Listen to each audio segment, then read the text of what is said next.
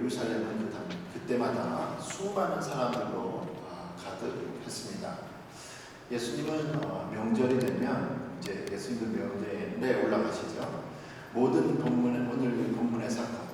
본문의 사건은 우리의 추수감사절과 같은 유대인의 명절인 이 초막절에 일어난 사건입니다. 이 초막절은 7일 동안 지켰는데요.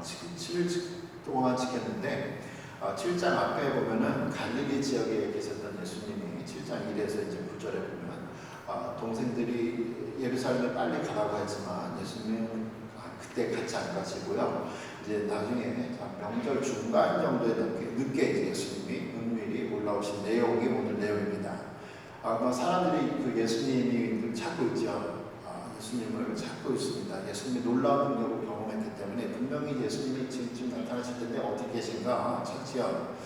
예수님이 지금 사역하신 지금 이 초막절은 예수님이 사역을 하신 지 이제 2년째 넘는 때입니다. 그래서 예수님에 대해서 사람들이 많이 보았고 또 소문을 다 들었죠. 예수님의 소문이 다 알고 있는데 그럼 예수님에 대한 평가, 예수님에 대한 평가가 오늘 12절에 요한복음 17장 12절에 나와 있습니다. 예수에 대하여 우리 중에서 수군거림이 많아 어떤 사람은 좋은 사람이라 하며 어떤 사람은 아니라 무리를 미혹한다고 이야기를 하고 있습니다. 속인다, 미혹한다. 어떤 사람들은 예수님을 좋게 보지만 예수님을 어떤 사람들은 사기꾼으로 봤다 이거죠.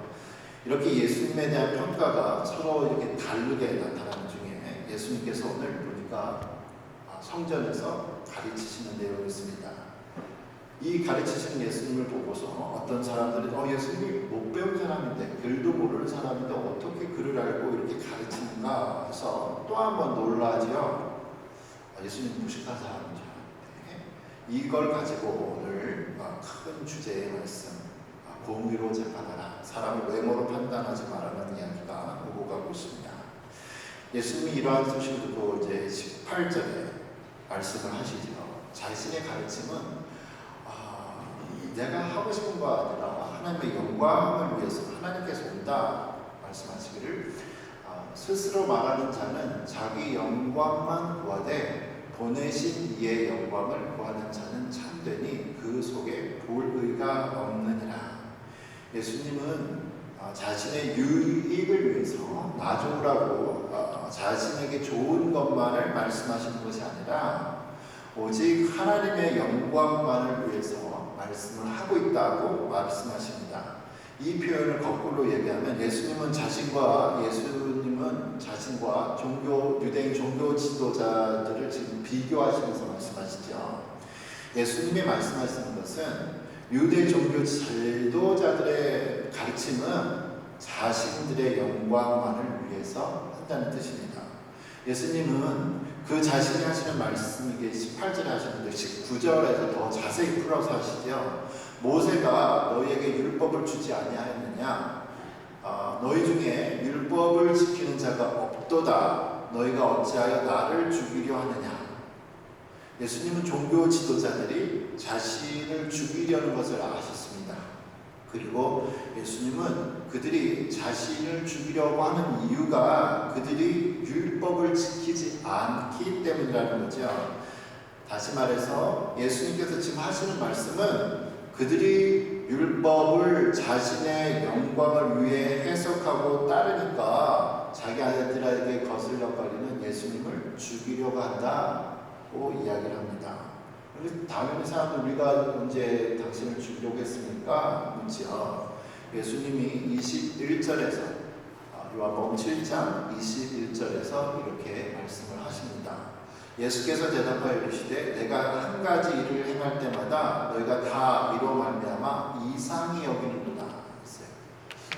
내가 한 가지 일을 행함에 예수님이 지금 무슨 일을 하셨나? 예수님이 말씀하신 이 한 가지 일은 지금 이 초막절 사건인데요. 지금 일어나는 사건인데 예수님 말씀하신 한 가지 일은 이 요한복음 5장에서 나타난 요한복음 5장 1절에서 9절에 보니까 예수님께서 38년 된 병자를 고치신 사건이었습니다. 근데 그날이 안식일이었습니다.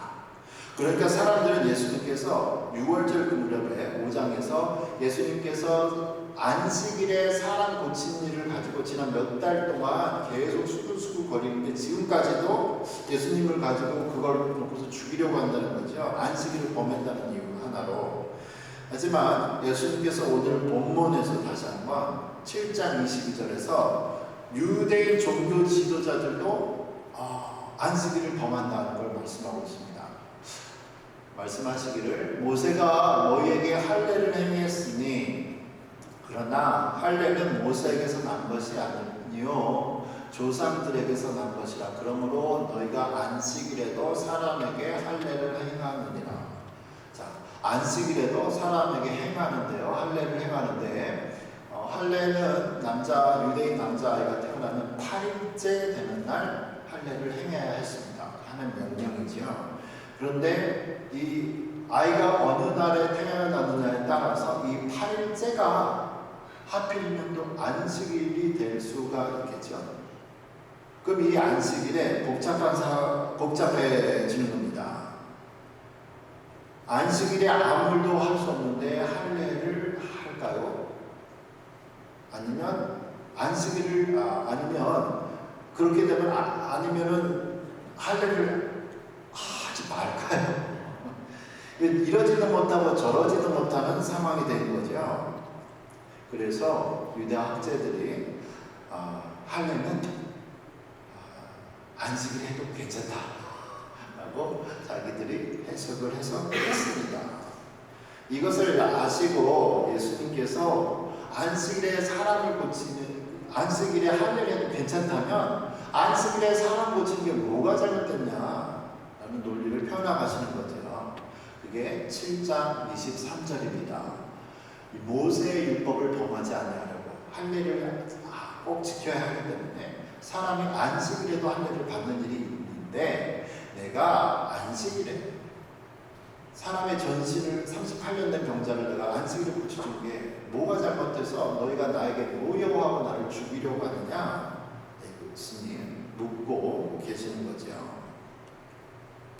예수님의 말씀은 율법이 사람을 살리기 위해서 있는 것이 아니라 율법이 사람을 살리기 위해서 있는 거지 사람이 율법을 지키기 위해 있는 게 아니다고 말씀을 하고 계십니다.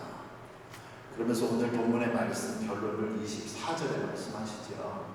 7장 24절에 말씀하시기를 외모로 판단하지 말고 공의로 판단하라고 말씀하고 있습니다. 요즘에 정의, 공의, 공정 이런 이야기들을 많이는 듣고 있는데요. 예수님은 사람들이 예수님 자신을 보고서 배우지도 못한 사람이 글을 하네? 어떻게 저렇게 가르칠 수 있지? 하고 놀랬단 말이죠. 그런 무시한 사람들에 대해서 외모로 판단하지 말라고 말씀을 하고 있습니다. 이들이 사람을 외모로 판단하다가 생명의 근원이 되시는 예수님을 놓쳤기 때문이에요. 예수님이 말씀하시는 외모로 판단하지 마라. 공의롭게 판단하라. 공의롭게 판단한다는 건 무슨 뜻일까요?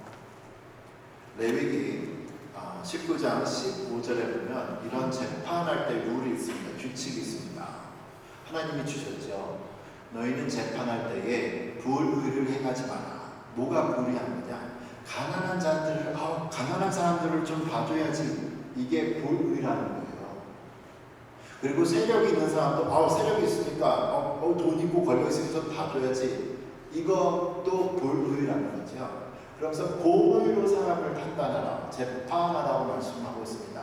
가난한 사람이라고 해서 좀 봐주고 부자고 권력 있으니까 좀 나쁜 놈 이렇게 하면 그게 불공평하다는 거예요. 그래서 그 사람이 어떤 사람인지를 보는 게 아니라 사건만 보자는 거죠. 사건만.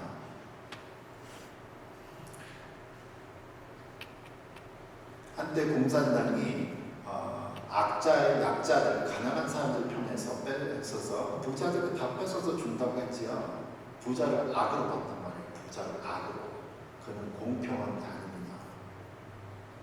가난한 게 선한 것도 아니고 부자가 악한 것도 아닌 거예요. 레위기에서 하나님이 말씀하십니다.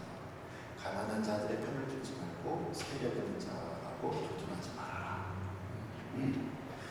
사람을 외모로 취하지 말라는 예수님의 이 가르침은 유대인들에게 뿐만 아니라 예수님이 이제 승천하시고 교회 시대가 된 초대교회 2000년 전에도 지켜지지 않았습니다.